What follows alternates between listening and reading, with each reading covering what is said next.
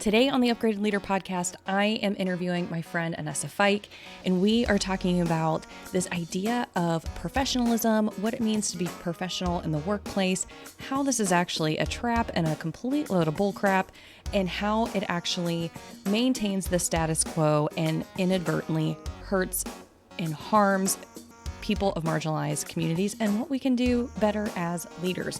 So Anessa Fink is the CEO and founder of Fike & Co., a fractional people and talent leadership firm that specializes in working with companies that are experiencing growth, transition, or transformation.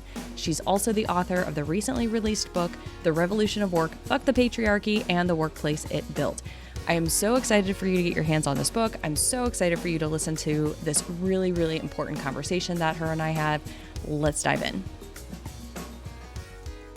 Welcome back to the Upgraded Leader podcast, where we talk about all things managing up, building relationships, leading our teams, personal brands, setting goals, tearing down the motherfucking patriarchy, and succeeding in our career on our own terms.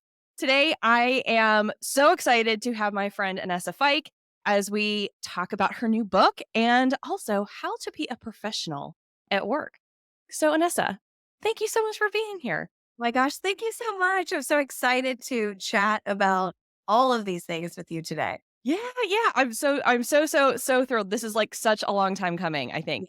But first, before we dive into all that goodness, just tell us about you, your career, your journey. Like, where have you come from and how did you get here today? Yeah. So, interesting journey. I actually started out as a journalist. I went to school for journalism, went to college for it, and then I started to be a journalist. I was a newspaper reporter. And then it was a very interesting time in journalism, especially if I'm going to date myself, but it was back when actually newspapers were trying to decide what to put on. I know that seems like it was so long ago, but it actually wasn't so long ago.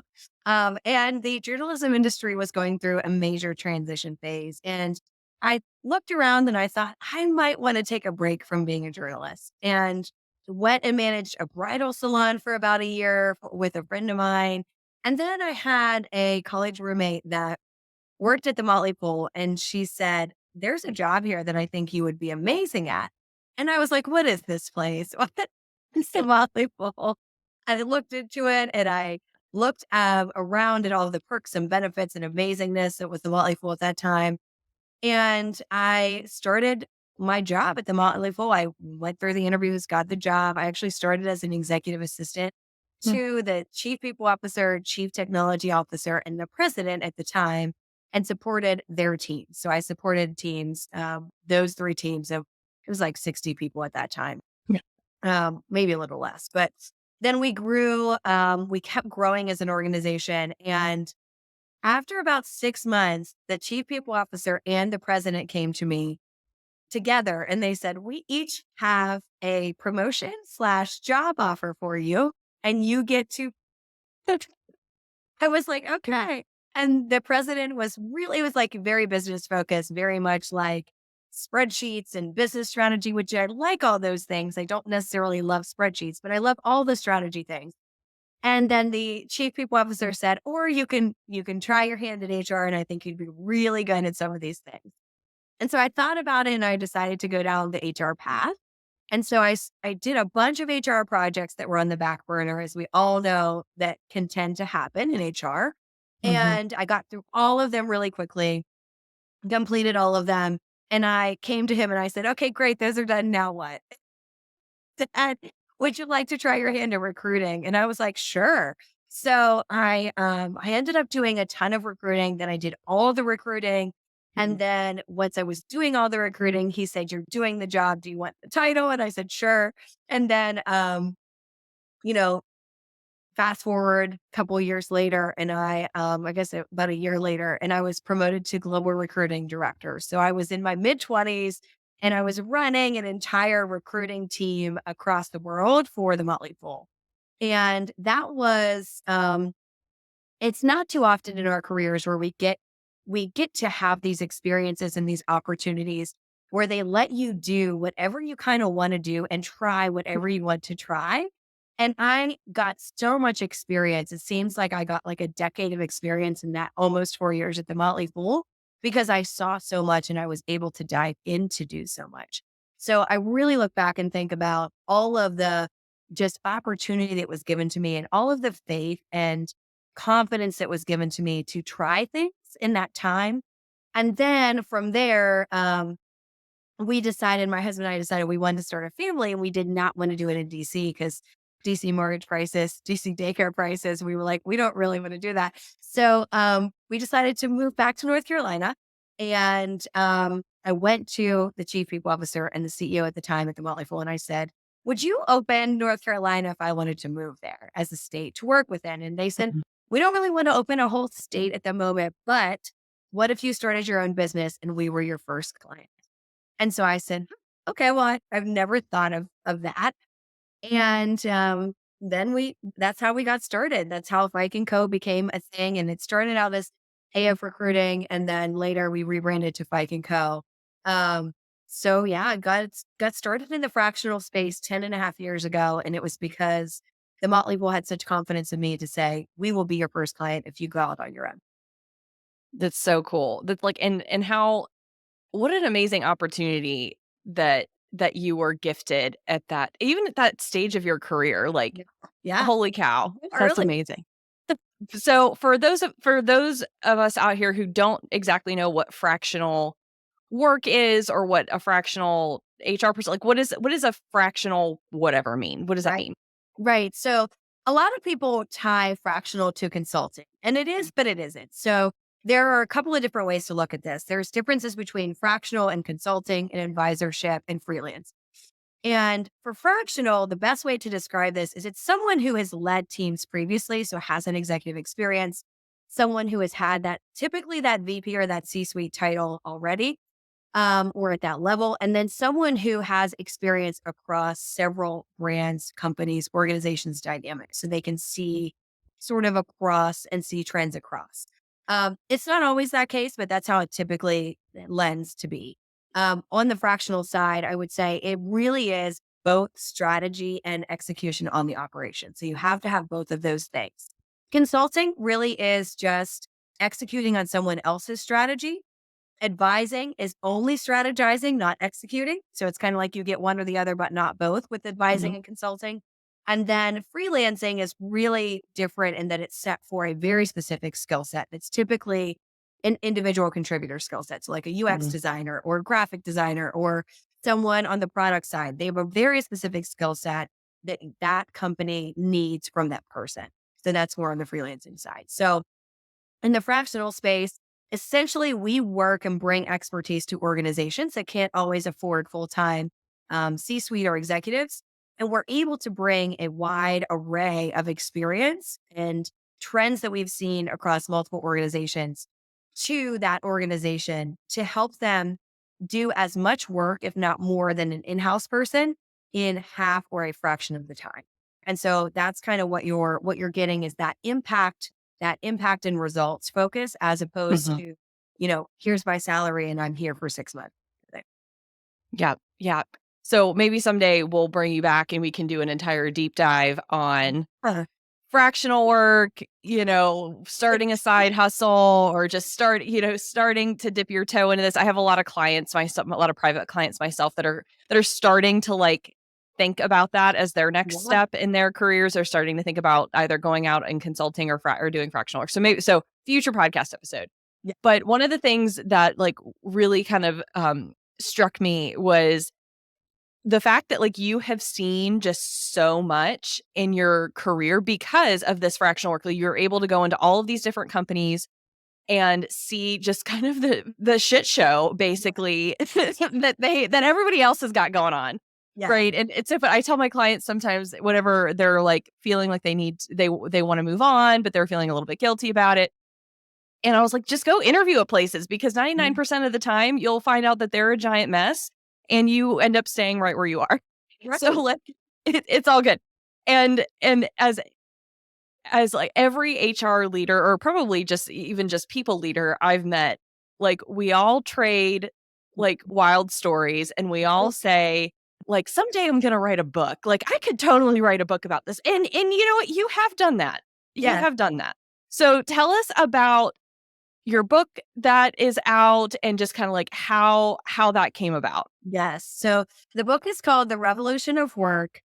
The subtitle is Fuck the Patriarchy and the Workplace It Built. And it really is a couple of different things. And I'll kind of go into why I decided to write the book too, because it kind of goes into what's in the book. So as you mentioned, I've seen like 120 companies that we've worked with, organizations and companies across the world in like 30 countries over the last 10 and a half years.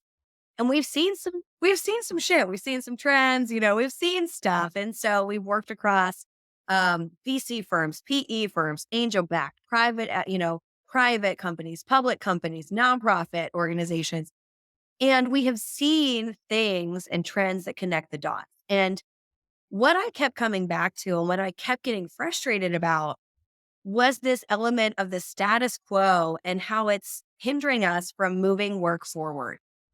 And I wanted to showcase the difference of the future of work, which we had heard about for a decade and not Oh enough yeah. has changed, right? It's just like we keep saying these buzzwords and no one actually knows what they mean and it doesn't actually do anything.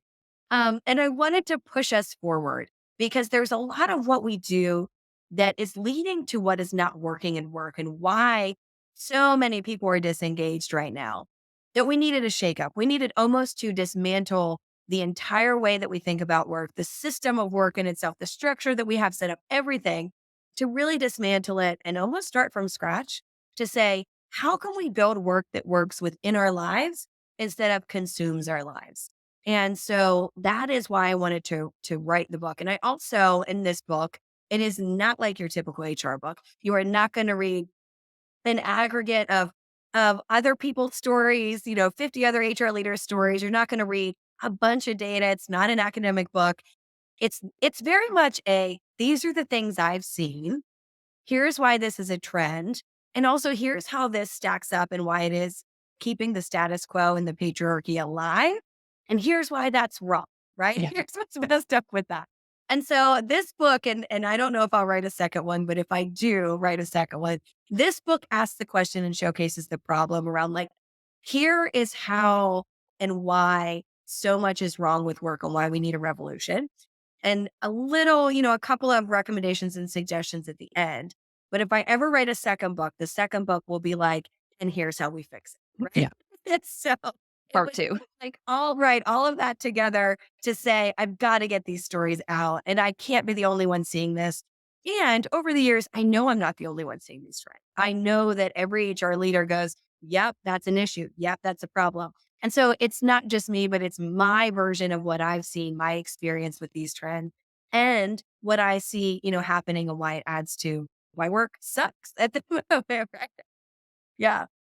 Yeah. So first of all, on behalf of every HR person out there, thank you so much for putting for putting again our thoughts and feelings and experiences out on paper because like I had the pleasure of being a beta reader for this book and I like so related to like every single page and every single word and every single story. And one of the stories that really one of the parts that really stuck with me was this idea of professionalism. So I worked in corporate HR myself for over a decade. And just one of my biggest pet peeves was like having a dress code. Like, come on. Like, and I hated the dress code idea because who's going to enforce the dang thing but Right. me in HR? And I can certainly tell you that I have much better things to do with my time than to Right. worry about if someone in the Kansas City office is wearing a bright pattern LuLaRoe legging. Like, true story. Seriously, like this was like a whole thing. When LuLaRoe was first coming on the scene, was like super popular. Like there was Yeah. all these women in this Kansas City office were wearing LuLaRoe leggings, and everyone was up in arms about it.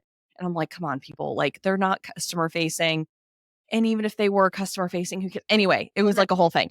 But I mean, like, believe me, I love dressing up. I love fashion. You and I both Yeah. like Yeah. connect on that. I did a whole podcast episode with my friend Joanna a couple episodes ago on fashion at work.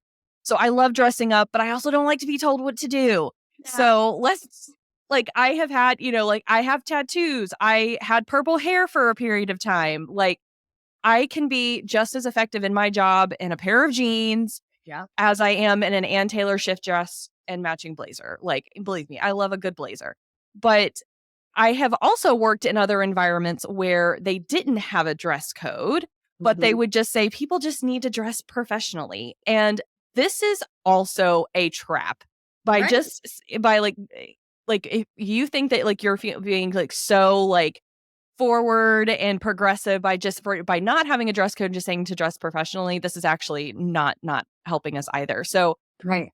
so like let's just think about, what does it actually even mean when people say to dress professionally or to be professional? What does that actually mean? What do they actually mean when they say that? Well, so for me, it's one of those things too. And by the way, I think you and I have talked about this previously, but I also don't like being told what to do. Really, not a lot of people do. Not a lot of adult people like to be told what to do. And I have a real problem with authority, which might be why I started my own business and impress. But professionalism to me is this made up. It's this made up illusion, right? So if we ask 9 out of 10 or 10 people, 9 out of 10 of them, if we say, what does a professional look like to you?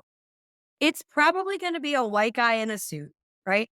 And that's not okay, right? It's not okay. It doesn't make sense. And what I write about in the book that I know you've read about too is that if we go into a meeting with a bunch of white guys in suits, do we think that that room is full of more intelligent people than if we go into a room where everyone has and looks differently and is intersectional and is showcasing the beauty of whatever they want to showcase, the beauty of their personality that day?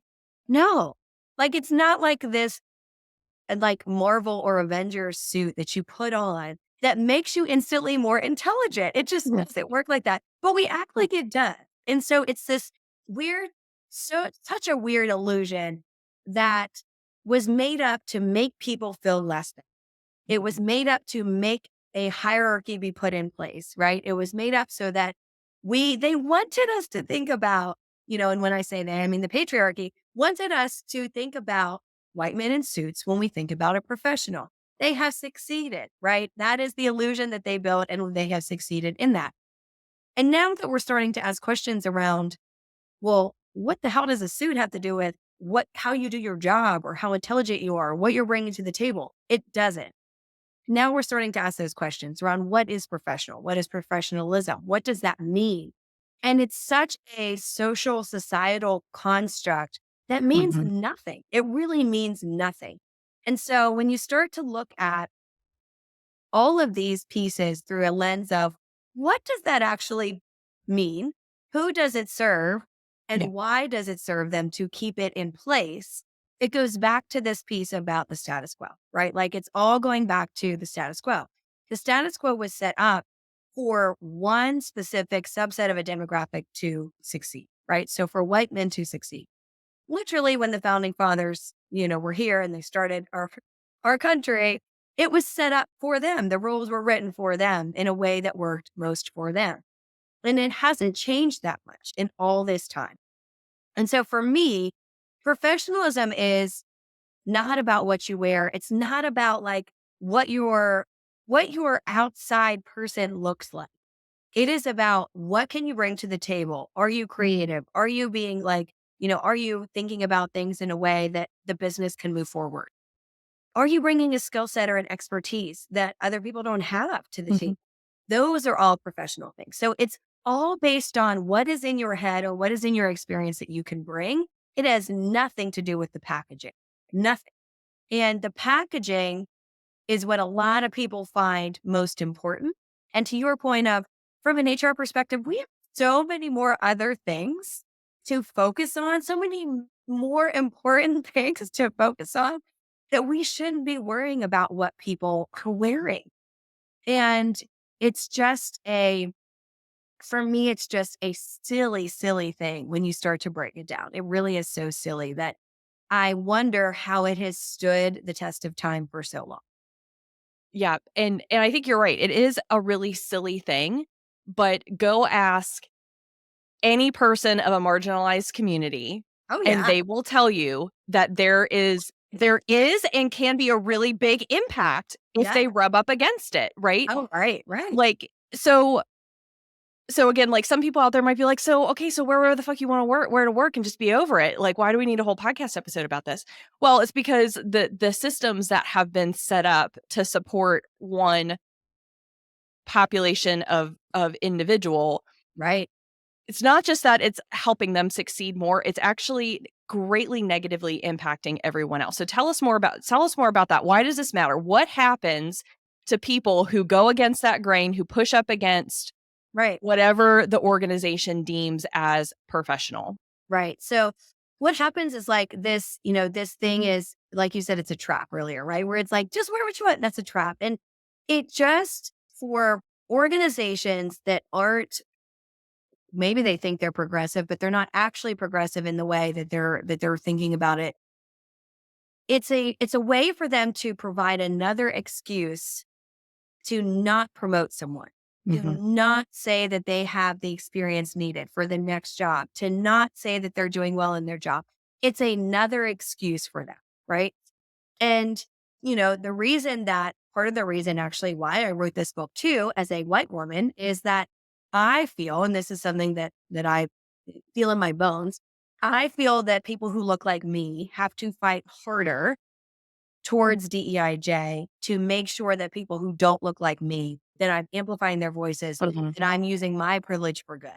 Part of that is because I can show up pretty much however I would like, and it will probably be fine. Totally. But if a person who doesn't look like me shows up in that same thing that I would wear, they will not be fine. And that is based on, again, the status quo and what we look at in business and in corporate America today. And it's all a bunch of bullshit. It's bullshit because it's just an excuse for someone who has that, not the understanding of that person, is probably a little bit racist, probably a little bit sexist, to be able to voice their ism in a way that is found to be okay for corporate America. And so I always say it's an excuse. It really is an excuse. And it's a way to consistently keep white people and especially white men above others, right? And Yep. so it's just that continuation of control. A lot of what is put into the status quo and kept up is a mechanism of control to keep white men in charge and to keep everyone else down. Yeah. And so what we're seeing, this is also like an amazing time in history that we're seeing because generationally, we are getting more diverse overall in our country. And that's going to be great. But what does that mean for those who are trying to keep the status quo alive and in line? They're getting scared.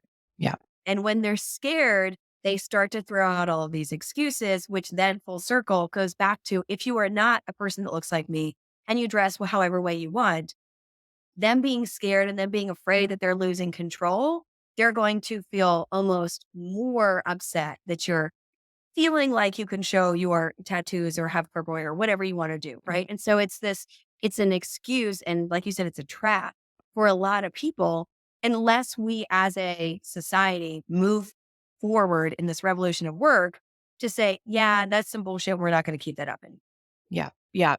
And like, I'm again, like thinking back on my experience in HR, I remember, I did a lot of work around performance and performance reviews. And I remember sitting in a conference room talking about, the performance of people on the team, doling out performance ratings. Yeah. And I remember very vividly a conversation where we got to this one particular Black woman who had a fucking PhD, but would like incredibly smart, incredibly accomplished, but was at like it was somehow in a lower level job than she should have never been in, but she took it because she was like, I wanted a foot in the door, blah, blah, blah, blah. And they were hounding on her communication, saying that she spoke quote unquote too urban and they couldn't put her in front of, in front of customers. And I'm like, Right. really? I was like, this woman who is incredibly intelligent, super smart. And by the way, she's just delightful. Like she's lovely. Yeah. You all have this bias or like frankly are racist piles of shit and you're sitting here saying that you can't put her in front of clients because she talks too urban. What does that mean exactly? Please explain to me what exactly that means. And so that's just another way of saying she's not professional enough. Her communication isn't there. I put those types of comments and pieces of feedback in performance reviews as like, I put that in the same as like, oh, she's not strategic enough, she's not technical enough, she's not whatever enough. And like, to me, that's just lazy. That is just lazy feedback. Give me a very specific instance where this impacted the business in some negative way, shape, or form. And they could not, in that moment, you never can. They could not articulate that. They could not share one specific instance where a customer complained or a customer didn't, something negatively impacted. And let's also be clear, if a customer complained because another customer complained because she spoke urban, I'd be like, well, we're not going to do business with them. Right. But anyway, this is a really bit, whether it's how somebody dresses, how somebody speaks, like this idea of being professional in the workplace, again, can really negatively impact people. It keeps people from moving up in their careers. It keeps people from getting the raises that they deserve, getting the titles in order for them to make the impact that they need to at work. So, right. And so also, again, this is a big issue that we need to figure out here. So what do organizations need to do? Like, what can organizations do to create that environment of inclusivity, belonging, so that everybody can show up in the ways that's most comfortable and most authentic for them? Right. So I would say I always like to start with getting real about where you are. Right. And so there's a lot of companies that will say, we're the best, we have the best culture, we're people first. Let me tell you how many companies actually are people first when they say it. Almost none. Yeah. Almost none. It's almost like that thing where it's like, oh, I'm an ally. If you call yourself an ally, like, yes, but like, actually, we want other people to call you an ally, right? Like, so it's one of those things where if you keep saying you're people first and everything you have is people first, I'm going to really ask a lot more questions to make sure you understand what you're saying. And so for that piece, it's understanding, let's get real where we are. We have to know where the starting line is to be able to move from it. The second piece is getting real, having real conversations about what are you good at, what are you not good at, and creating space to make it okay to be vulnerable, to have tough conversations, to also be able to say and allow to be said to you as a leader when you might be in a status quo, in a unconscious bias, in a setting that you think is correct but actually isn't correct, to be able to be pushed by, right? So if you are afraid of yes men and women and non-binary friends, you are not a people first culture. If you are afraid of tough conversations, you are not a people first culture. So you've got to be really real, starting and down that path of just being authentic, being vulnerable, being authentic. Then secondarily, being able to say, as an organization, these are the things we care about. We care about making sure that we are looking across our talent to say, what are we missing? What are the skills we are missing in the people that are here today? Who is doing the job of the next title or the next two titles, or quite honestly, the next three titles above them? Who should get that title? And a lot of organizations don't do this. They may do it from like a skills perception when they're trying to fill roles, but they don't go back and say, what are we missing? What did we miss? And a lot of organizations need to go back and do that. Then once you've done that, you start to create this trust within the organization to where people understand that you're not just bullshitting them, that you really are holding up to the word of what you say. And that trust goes a long way, because then people will start giving you real feedback. They will start telling you what they think. They will start saying, I've done this thing and I should be given this title. Yeah. Then you get to a more equitable workforce across, your organization. And then, all the things that we all know as HR leaders, making sure your job descriptions are not, having all of these ridiculous requirements, making sure that your compensation is first equal and then equitable, which is separate things, right? Two different things. Everyone to at least equal first, and then let's talk about equity. And then just creating space and holding space for time to continue to learn. because as leaders, we should all be continuing to learn. And if you think you know it all, you think that you've done it all as a leader, then you're not a leader because you don't get it, right? And it's just really as we continue on, especially with Gen Z continuing to enter the workforce more, and then Gen Alpha behind them, they are going to be the most diverse generations that we've ever seen in this country. Those things that you used to be able to say and do will not fly anymore. And we are Mhm. already seeing that. We are already seeing that Gen Z has pushed back and said, oh, if that's how you're operating, I will piece out of the workforce entirely. I will go Yep. do my own thing. So, what will happen if people don't take this into consideration and don't change and don't really shake things up to fit within kind of the new revolution of work?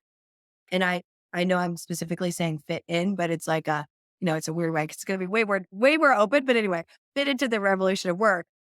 They literally will have no people left to want to work for them. Mhm. And then they will not have a business because last time I knew, there was not a business made up entirely of robots. So if they keep going down this path and saying, like, I know how to do this, I'm not going to change, I'm not going to listen, whatever, they will literally not have a business anymore in like 10, 15 Yeah. years. So it's changing whether they want it to or not. It's changing by the mechanism of new generations entering and new generations not taking any of the other crap that the generations before them have taken. Yeah. Yeah, absolutely. So, Anessa, this was so good and such just a scratch of the surface of, For our, yeah, oh, we could be here all day. So tell us, so if we want to learn more, so like, how do we find your book? yeah. Where can we get it and just learn more about you and just the amazing work that you're doing? Oh, well, thank you so much. Yeah. So if you want to grab a copy of the book, it is where books are sold. So if you want to go to Amazon, Barnes and Noble, whatever, go to your local bookstore, ask for it. We're really trying to hone in on independent bookstores and trying to really showcase them during this, book sales. And then also if they want to find me, just catch me on LinkedIn, Thunder Anessa Fike. I say some pretty spicy hot takes a lot of the time. Honestly, it's just what I'm thinking in the moment. Yep. Find me there, or you can find me on my website, which is fikeandco.com. It's FIKEANDCO.com. Awesome. Awesome. And we'll put all of those links in the show notes and definitely go follow Anessa on LinkedIn. I love reading, like, you're like, it's so funny because for somebody who creates content on LinkedIn, like, you are cranking out stuff multiple times a day, but I know it's you just like, this is my random thought right now. And blah. And I love it. And it's unfiltered and it's amazing. So again, thank you so much for being here. And and I cannot wait for everyone to get their hands on your new book. Amazing. Thank you so much for having me. Thanks.